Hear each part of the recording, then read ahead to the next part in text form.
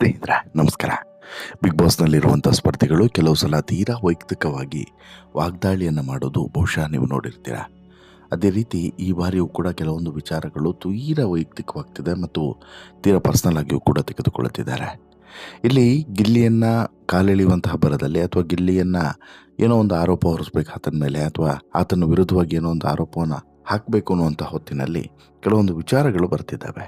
ಕೆಲವೊಂದು ವಿಚಾರಗಳು ಸತ್ಯವೇ ಆಗಿದ್ದರೂ ಇನ್ನೂ ಕೆಲವು ವಿಚಾರಗಳು ಆತನನ್ನು ಕೀಳು ಮಟ್ಟಕ್ಕೆ ತೋರಿಸುವಂಥ ಪ್ರಯತ್ನವನ್ನು ಮಾಡ್ತಿದ್ದಾರೆ. ಅಂದರೆ ಒಬ್ಬ ವ್ಯಕ್ತಿ ಊಟಕ್ಕೋಸ್ಕರ ಬಂದು ನಿಲ್ಲೋದೇ ತಪ್ಪು ಅನ್ನೋ ರೀತಿಯಲ್ಲಿ ಬಿಂಬಿಸ್ತಾ ಇದ್ದಾರೆ.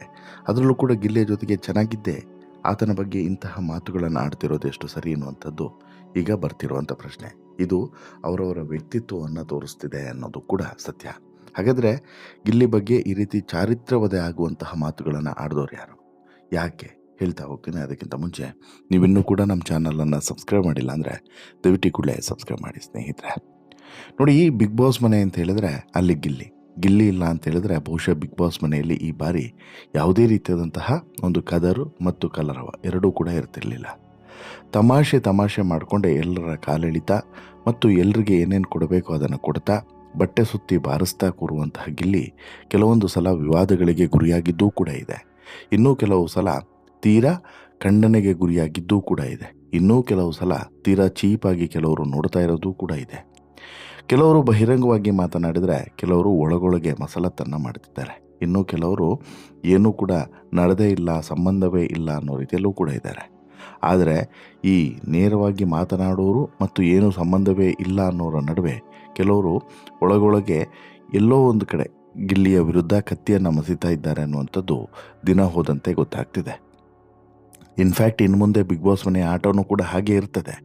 ಇಲ್ಲಿ ಎಷ್ಟೇ ಕ್ಲೋಸ್ ಇದ್ದರೂ ಎಷ್ಟೇ ಆತ್ಮೀಯವಾಗಿದ್ದರೂ ಕೂಡ ವೈಯಕ್ತಿಕ ಆಟ ಅಂಥೇಳಿ ಬಂದಾಗ ಒಬ್ಬರನ್ನೊಬ್ಬರು ದೂಷಿಸೋದು, ಟಾರ್ಗೆಟ್ ಮಾಡೋದು ಎಲ್ಲದೂ ಕೂಡ ಇದ್ದಿದೆ.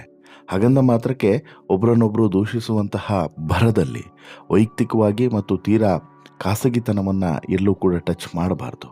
ಜೊತೆಗೆ ಊಟದ ವಿಚಾರ, ಬಟ್ಟೆಯ ವಿಚಾರ, ಈ ವಿಚಾರಗಳಲ್ಲಿ ಯಾರೂ ಕೂಡ ಮಾತನಾಡಬಾರ್ದು. ಈಗಾಗಲೇ ಗಿಲ್ಲಿಯ ಬಟ್ಟೆಯ ವಿಚಾರವನ್ನು ಕಳೆದ ವಾರ ಮಾತನಾಡಿದರು. ಅದಕ್ಕೆ ಕಿಚ್ಚ ಸುದೀಪ್ ಅವರು ಕೂಡ ಸರಿಯಾಗಿ ತಿರುಗೇಟನ್ನು ಕೊಟ್ಟರು. ಉಳಿದಂಥ ಸ್ಪರ್ಧಿಗಳು ಕೂಡ ತಿರುಗೇಟನ್ನು ಕೊಟ್ಟರು. ಸ್ವತಃ ಗಿಲ್ಲಿಯೂ ಕೂಡ ತಿರುಗೇಟನ್ನು ಕೊಟ್ಟಿದ್ದಾರೆ. ಅಂದರೆ ಬಟ್ಟೆಗಳನ್ನು ಸಿಂಪಲಾಗಿ ಹಾಕೋದು ಸಿಂಪತಿಯನ್ನು ಗಿಟ್ಟಿಸ್ಕೊಳ್ಳೋದಕ್ಕೆ ಅನ್ನೋದು ಬಹುಶಃ ಈ ತಲೆಯಲ್ಲಿ ಬುದ್ಧಿ ಇಲ್ಲದವರಂತಹ ಕೆಲವೊಂದಷ್ಟು ಸ್ಪರ್ಧಿಗಳ ಥಿಂಕಿಂಗ್ ಆಗಿತ್ತು. ಅದು ಸುಳ್ಳು, ಆ ರೀತಿ ಆಲೋಚನೆ ಇರಲಿಲ್ಲ ಅನ್ನೋದನ್ನು ಸಾಬೀತುಪಡಿಸಿದ್ದಾರೆ. ಇರೋದೇ ಹಾಗೆ, ಬದುಕ್ತಿರೋದೇ ಹಾಗೆ ಮುಂದುವರಿಯೋದು ಅನ್ನೋಂಥದ್ದು.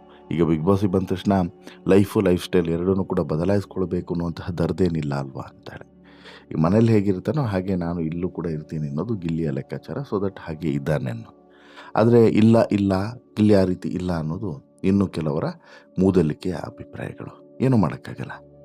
ಇನ್ನೊಂದು ಕಡೆ ತೀರಾ ಹೆಚ್ಚೇನೂ ಅಲ್ಲ, ಮೊನ್ನೆವರೆಗೂ ಕೂಡ ರಘು ಮತ್ತು ಗಿಲ್ಲಿ ತೀರಾ ಆತ್ಮೀಯರಾಗಿದ್ದರು. ಆದರೆ ಅತಿಥಿಗಳು ಬಂದ ಮೇಲೆ ಸಡನ್ ಆಗಿ ಅದೇನಾಯಿತೋ ಗೊತ್ತಿಲ್ಲ, ಗಿಲ್ಲಿ ಮೇಲೆ ರಘು ಕೆಂಡಾಮಂಡಲರಾಗಿದ್ದಾರೆ.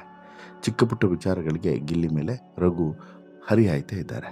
ಈಗ ನೋಡಿದರೆ ಇದೇ ರಘು ಗಿಲ್ಲಿಯ ಚಾರಿತ್ರವಧೆಯನ್ನು ಮಾಡಿದ್ದಾರೆ.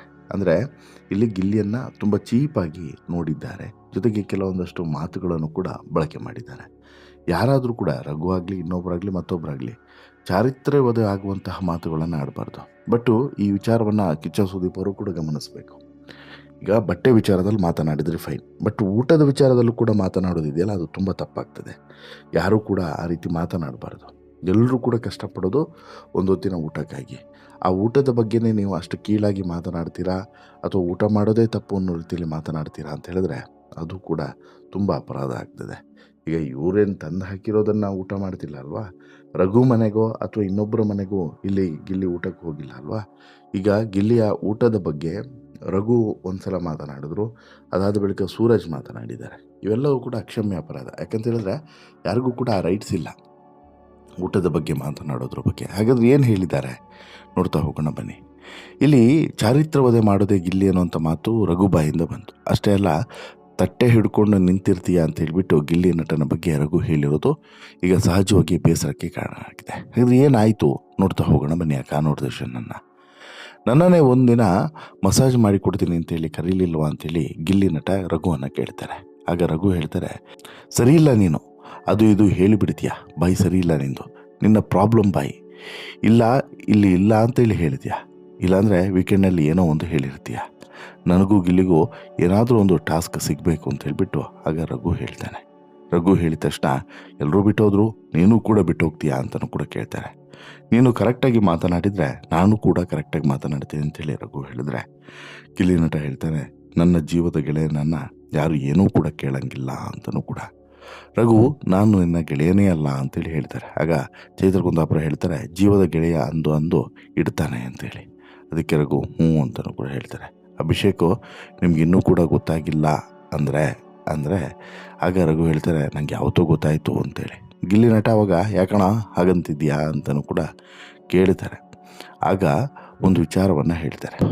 ಕ್ಯಾಪ್ಟನ್ ಧನುಷ್ಗೆ ಬಿಗ್ ಬಾಸ್ ಒಂದು ವಿಶೇಷವಾದಂಥ ಚಟುವಟಿಕೆಯನ್ನು ಕೊಟ್ಟಿದ್ದರು. ಈವರೆಗೂ ಮನೆಯ ಆಗು ಹೋಗುಗಳಲ್ಲಿ ಪಾಲ್ಗೊಳ್ಳುವಿಕೆಯಲ್ಲಿ ಧ್ವನಿ ಎತ್ತುವಂಥ ಸಾಮರ್ಥ್ಯ, ಅಸ್ತಿತ್ವ ತೋರ್ಪಡಿಕೆ ಆಧಾರದ ಮೇಲೆ ವೈಯಕ್ತಿಕ ಅಭಿಪ್ರಾಯದ ಮೇರೆಗೆ 1ರಿಂದ 11ರವರೆಗೆ ಎಲ್ಲರನ್ನೂ ಕೂಡ ಧನುಷು ರ್ಯಾಂಕಿಂಗನ್ನು ಕೊಟ್ಟು ನಿಲ್ಲಿಸಬೇಕಾಗಿತ್ತು. ಆ ರ್ಯಾಂಕಿಂಗು ನಾಮಿನೇಷನ್ ಮೇಲೆ ಗಂಭೀರ ಪರಿಣಾಮವನ್ನು ಬೀರ್ತಾ ಇತ್ತು. ಸೊ ದಟ್ಟು ಇಲ್ಲಿ ಈ ಧನುಷ್ ಕೊಟ್ಟಂಥ ರ್ಯಾಂಕಿಂಗು ಕಾವ್ಯ 1ನೇ ಸ್ಥಾನ, 2ನೇ ಸ್ಥಾನ ಗಿಲ್ಲಿ, 3ನೇ ಸ್ಥಾನ ಅಶ್ವಿನಿ, 4 ರಕ್ಷಿತಾ, ಅಭಿಷೇಕ್ 5, ರಘು 6, ಸ್ಪಂದನ 7, ರಾಶಿಕಾ 8, ಧ್ರುವಂತ್ 9, ಸೂರಜ್ 10, ಮಾಳುಗೆ ಲಾಸ್ಟ್ 11ನೇ ಸ್ಥಾನ ಇತ್ತು. ಹೋಟೆಲ್ ಟಾಸ್ಕ್ ಹಾಳಾಗಿದ್ದು ಗಿಲ್ಲಿಯಿಂದ ಅಂತ ಹೇಳ್ಬಿಟ್ಟು ಗಿಲ್ಲಿಗೆ 2ನೇ ಸ್ಥಾನ ಕೊಟ್ಟಿದ್ದಕ್ಕೆ ರಘು ಚಕಾರವನ್ನು ಎತ್ತಿದ್ರು. ಮನೆಗೆಲಸ ಮಾಡಲ್ಲ ಅನ್ನುವಂಥ ಮಾತು ಕೂಡ ಬಂತು.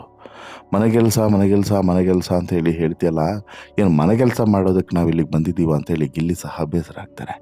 ಈ ವೇಳೆ ತಟ್ಟೆ ಹಿಡ್ಕೊಂಡು ನಿಂತಿರ್ತೀಯ ಅಡುಗೆ ಮನೇಲಿ, ಅದೇನು ಕೆಲಸ ಅಲ್ವಾ ಅಂಥೇಳಿ ಹೇಳಿಬಿಡ್ತಾರೆ ರಘು. ಅದಕ್ಕೆ ನಿನ್ನನ್ನು ಯಾರಾದರೂ ಅಡುಗೆ ಮಾಡು ಅಂತೇಳಿ ಹೇಳಿದ್ರ, ಬೇಡ ಬಿಡು ಅಂತೇಳ್ಬಿಟ್ಟು ಗಿಲ್ಲಿ ಸಹ ತಿರುಗೇಟನ್ನು ಕೊಡ್ತಾರೆ. ಆದರೆ ಈ ಮಾತು, ಈ ತಟ್ಟೆ ಹಿಡ್ಕೊಂಡು ನಿಂತಿರ್ತೀಯ ಅನ್ನೋಂಥ ಮಾತು ನಂತರ ನಿನ್ನೆನೂ ಕೂಡ ಬಂತು. ನಿನ್ನೆನೂ ಕೂಡ ಸೂರಜ್ ಬಾಯಲ್ಲಿ ಬಂತು, ತಟ್ಟೆ ಹಿಡ್ಕೊಂಡು ನಿಂತಿರ್ತಾನೆ ಅಂತೇಳಿ. ಅಂದರೆ ಇಲ್ಲಿ ಹಾಗಾದರೆ ಒಬ್ಬರು ಊಟಕ್ಕೋಸ್ಕರ ತಟ್ಟೆ ಹಿಡ್ಕೊಂಡು ನಿಲ್ಲೋದೇ ತಪ್ಪ? ಹಾಗಾದರೆ ತಟ್ಟೆ ಹಿಡ್ಕೊಂಡು ನಿಲ್ಲೇಬಾರ್ದ? ಇವರೇನು ಯಾರ ಮನೆದು ತಂದು ಇಲ್ಲಿ ಬೇಯಿಸಿ ಹಾಕ್ತಾ ಇದ್ದಾರೆ? ಬಿಗ್ ಬಾಸ್ ಕೊಡೋದನ್ನು ಅಥವಾ ಬಿಗ್ ಬಾಸ್ ಟೀಮ್ ಕೊಡೋದನ್ನು ಇಲ್ಲಿ ಬೇಯಿಸಿ ಹಾಕ್ತಿರೋದೇ ಹೊರತು ಯಾರ ಮನೆಯಿಂದನೂ ಕೂಡ ತಂದು ಬೇಯಿಸಿ ಹಾಕ್ತಿರೋದಲ್ಲ. ಇನ್ನು ಈಗ ರಘು ಬಗ್ಗೆ ಸಹಜವಾಗಿ ಎಲ್ರಿಗೂ ಕೂಡ ಬೇಸರ ಆಗ್ತು. ರಘು ಬಾಯಲ್ಲಿ ಇಂಥ ಮಾತು ಬರಬಾರ್ದಾಗಿತ್ತು ಅಂತೇಳಿ. ಈಗ ರಘು ಬಾಯಲ್ಲಿ ಬಂದಿದೆ, ಸೂರಜ್ ಬಾಯಲ್ಲೂ ಕೂಡ ಬಂತು ನೋಡಿ.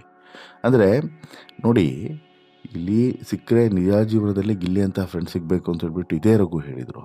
ಆದರೆ ರಘು ಅಧಪತನ ಈಗ ಶುರುವಾಗಿದೆ. ಕಾರಣವೇ ಇಲ್ಲದೆ ಗಿಲ್ಲಿ ಮೇಲೆ ರಘು ಕಿರಿಕಿರಿಗೊಂಡಿದ್ದಾರೆ. ಊಟಕ್ಕಾಗಿ ಗಿಲ್ಲಿ ಭಿಕ್ಷೆ ಬೇಡ್ತಾನೆ ಅಂತೇಳಿ ಡೈರೆಕ್ಟಾಗಿ ಹೇಳಿದ್ದಾರೆ. ಇದು ನಿಜಕ್ಕೂ ಕೂಡ ಶೇಮ್ಫುಲ್ ಅಂತಲೂ ಕೂಡ ಸಾಕಷ್ಟು ಜನ ಅಭಿಪ್ರಾಯವನ್ನು ವ್ಯಕ್ತಪಡಿಸಿದ್ದಾರೆ. ರಘು, ನಿಮ್ಮ ವರ್ತನೆ ಮಾತುಗಳು ನಿಮಗೆ ಶೋಭೆ ತರ್ತಾ ಇಲ್ಲ, ಬದಲಾಯಿಸ್ಕೊಳ್ಳಿ ಅಂತಲೂ ಕೂಡ ಹೇಳ್ತಿದ್ದಾರೆ. ರಘು ಮುಂದೆ ಪಶ್ಚಾತ್ತಾಪ ಪಡ್ತಾರೆ ಅಂತಲೂ ಕೂಡ ವೀಕ್ಷಕರು ಅಭಿಪ್ರಾಯವನ್ನು ವ್ಯಕ್ತಪಡಿಸ್ತಾರೆ. ಆದರೆ ತಪ್ಪೆ, ಯಾರೇ ಆದರೂ ಕೂಡ ಇನ್ನೊಬ್ಬರ ಊಟದ ವಿಚಾರದಲ್ಲಿ ಆ ರೀತಿ ಮಾತನಾಡಿ ತಪ್ಪು. ಗಿಲ್ಲಿ ಆಗಲಿ ಅಥವಾ ಇನ್ನೊಬ್ಬರಾಗಲಿ ಮತ್ತೊಬ್ಬರಾಗಲಿ ಯಾರಿಗೂ ಕೂಡ ಆ ರೀತಿ ಊಟದ ವಿಚಾರದಲ್ಲಿ ಆ ರೀತಿ ಹೇಳಬಾರ್ದು. ತಟ್ಟೆ ಹಿಡ್ಕೊಂಡು ನಿಲ್ತಾನೆ ಅಂತೇಳಿ. ತಟ್ಟೆ ಹಿಡ್ಕೊಂಡು ನಿಲ್ತಾನೆ ಅನ್ನೋದಾದರೆ ಏನರ್ಥ? ಈಗ ಮನೆ ಎದುರುಗಡೆ ಭಿಕ್ಷುಕರು ತಟ್ಟೆ ಹಿಡ್ಕೊಂಬಂದು ನಿಲ್ತಾರಲ್ವ, ಆ ರೀತಿನ? ಆ ರೀತಿ ಗಿಲ್ಲಿನೂ ಕೂಡ ಭಿಕ್ಷೆ ಬೇಡೋದಕ್ಕೆ ಅಥವಾ ಅನ್ನವನ್ನು ಬೇಡೋದಕ್ಕೆ ತಟ್ಟೆ ಹಿಡ್ಕೊಂಡ್ಬಂದು ನಿಲ್ತಾನೆ ಅನ್ನುವಂಥ ಮಾತನ್ನು ರಘು ಬಳಸಿದ್ದು ಎಷ್ಟು ಸರಿ? ರಘು ವ್ಯಕ್ತಿತ್ವಕ್ಕೆ, ರಘು ಮೇಲಿರುವಂತಹ ಗೌರವಕ್ಕೆ, ಅದು ಕೂಡ ಯಾವುದೇ ಸ್ಪರ್ಧಿ ಈಗ ಗಿಲ್ಲಿ ಅನ್ನೋದನ್ನು ಬಿಟ್ಟು ಸೈಡಿಗೆ ಇಟ್ಬೇಡ, ಯಾರ ಬಗ್ಗೆನೂ ಕೂಡ ಆ ರೀತಿಯಾದಂಥ ಮಾತನ್ನು ಹೇಳಲೇಬಾರ್ದಾಗಿತ್ತು. ಈಗ ಈ ವಿಚಾರ ಸುದೀಪ್ ಅವ್ರ ಗಮನಕ್ಕೂ ಕೂಡ ಬರಬೇಕು. ಯಾಕಂತ ಹೇಳಿದ್ರೆ ಇಂಥ ಮಾತುಗಳನ್ನು ಬಳಕೆ ಮಾಡಬಾರ್ದು. ತಟ್ಟೆ ಹಿಡ್ಕೊಂಬಂದು ನಿಲ್ತಾನೆ, ಸುದೀಪ್ ಅವ್ರು ಕೇಳಬೇಕು, ಯಾರು ನಿಮ್ಮನೆಗೆ ಬಂದಿದ್ನಾ? ನಿಮ್ಮನೆ ಗೇಟಿಗೆ ಬಂದು ತಟ್ಟೆ ಹಿಡ್ಕೊಂಡು ಬಂದು ನಿಂತಿದ್ನಾ? ಸೂರಜಿಗೂ ಕೂಡ ಕೇಳಬೇಕು, ತಟ್ಟೆ ಹಿಡ್ಕೊಂಬಂದು ನಿಂತಿದ್ಯಾ ಅಂತೇಳಿ ಹೇಳಿದೆಲ್ಲಪ್ಪ, ಎಲ್ಲಿ ನಿಮ್ಮನೆಗೆ ಬಂದು ಗಿಲ್ಲಿ ತಟ್ಟೆ ಹಿಡ್ಕೊಂಡು ನಿಂತಿದ್ನಾ? ಊಟ ಕೊಡು ಸೂರಜ್ ಅಂತ ಹೇಳ್ಬಿಟ್ಟು. ಇಲ್ಲ ಅಲ್ವಾ? ಬಿಗ್ ಬಾಸ್ ಕೊಟ್ಟಿದ್ದನ್ನು ನೀವು ಬೇಯಿಸಾಕ್ತಿರೋದು ನಿಮ್ಮ ಟಾಸ್ಕ್. ಅದು ನೀವು ಮಾಡ್ತಿದ್ದೀರ. ಅದನ್ನು ಹೊರತುಪಡಿಸಿ ನೀವು ಬೆಳೆದು ದುಡಿದು ಇಲ್ಲಿ ತಂದು ಹಾಕಿ ನೀವು ಬೇಯಿಸಿ ಅಲ್ಲಿ ಗಿಲ್ಲಿಗೋ ಇನ್ನೊಬ್ರಿಗೋ ಊಟವನ್ನು ಬಡಿಸ್ತಾ ಇದ್ರೆ ನೀವು ಆ ಮಾತನ್ನು ಹೇಳೋದು ಸರಿ. ಆತನಿಗೇನು ವಹಿಸಿರ್ತೀರೋ ಆತ ಮಾಡ್ತಾನೋ ಮಾಡಲ್ವ, ಬಟ್ ಎಫರ್ಟ್ ಅಂತೂ ಹಾಕ್ತಿದ್ದಾನಲ್ಲ. ಈಗ ಮಾಡಿಸುವಂಥದ್ದು ಕೆಲಸ ನಿಮ್ಮದು, ಕ್ಯಾಪ್ಟನ್ದು. ಅದನ್ನು ಮಾಡಿ. ಅದನ್ನು ಬಿಟ್ಕೊಂಡು ಈ ರೀತಿ ಮಾತನಾಡೋದು ಎಷ್ಟು ಸರಿ ಅನ್ನುವಂಥದ್ದು ಈಗ ಎಲ್ಲರ ಅಭಿಪ್ರಾಯ. ವಾಟೆವರ್, ನೀವು ಆಟವಾಡಿ, ಬಟ್ ವೈಯಕ್ತಿಕ ವಾಗ್ದಾಳಿಗಳನ್ನು ಅದು ಕೂಡ ಇಷ್ಟು ಕೀಳು ಮಟ್ಟಕ್ಕೆ ಇಳಿದು ಮಾಡಿದರೆ ಯಾರ ಮುಖವಾಡ ಕಳಚಿಕೊಳ್ಳೋದು, ಯಾರ ನಿಜ ಬಣ್ಣ ಗೊತ್ತಾಗೋದು ಅನ್ನೋದನ್ನು ನೀವೇ ಒಂದು ಸಲ ಯೋಚನೆ ಮಾಡಿ ಅನ್ನುವಂಥ ಅಭಿಪ್ರಾಯ ಕೂಡ ವ್ಯಕ್ತವಾಗ್ತದೆ. ವಾಟೆವರ್ ನೋಡಿ, ಈಗ ಗಿಲ್ಲಿ ಬಗ್ಗೆ ಅಥವಾ ಇನ್ನೊಬ್ಬ ಸ್ಪರ್ಧಿಯ ಬಗ್ಗೆನೂ ಕೂಡ ಯಾರ ಬಗ್ಗೆನೂ ಕೂಡ ಇಂಥ ಮಾತುಗಳು ಬರೋದು ತಪ್ಪಾಗ್ತದೆ. ತಟ್ಟೆ ಹಿಡ್ಕೊಂಬಂದು ನಿಂತ್ಕೊಂಡಿದ್ದಾನೆ, ನಿಲ್ತಾನೆ, ಭಿಕ್ಷೆ ಬೇಡ್ತಿದ್ದಾನೆ ಅನ್ನೋ ರೀತಿಯಲ್ಲಿ ಹೇಳುವಂಥದ್ದು ಇವೆಲ್ಲ ತುಂಬ ದೊಡ್ಡ ಅಪರಾಧ ಆಗ್ತದೆ. ಇದಕ್ಕೆ ಬಹುಶಃ ಮುಂದಿನ ದಿನಗಳಲ್ಲಿ ಈ ರಘು ಮತ್ತು ಸೂರಜ್ ಬೆಲೆ ತೆರುವಂಥ ಒಂದು ಸಂದರ್ಭ ಬಂದರೂ ಕೂಡ ಅಚ್ಚರಿ ಪಡಬೇಡಿ. ನಿಮಗೇನು ಅನಿಸುತ್ತೆ ಸ್ನೇಹಿತರೆ ಈ ಮಾತುಗಳನ್ನು ಕೇಳಿದಾಗ? ನಿಮ್ಮ ಅಭಿಪ್ರಾಯ ಏನು? ದಯವಿಟ್ಟು ನಿಮ್ಮ ಅಭಿಪ್ರಾಯನ ಕಮೆಂಟ್ ಮಾಡಿ ತಿಳಿಸಿ. ಜೊತೆಗೆ ಈ ಸ್ಟೋರಿ ಇಷ್ಟ ಆಯಿತು ಅಂತ ಹೇಳಿದ್ರೆ ಲೈಕ್ ಮಾಡಿ, ಶೇರ್ ಮಾಡಿ, ಚಾನಲ್ಗೆ ಸಬ್ಸ್ಕ್ರೈಬ್ ಆಗೋದನ್ನು ಮರಿಬೇಡಿ. ಧನ್ಯವಾದ.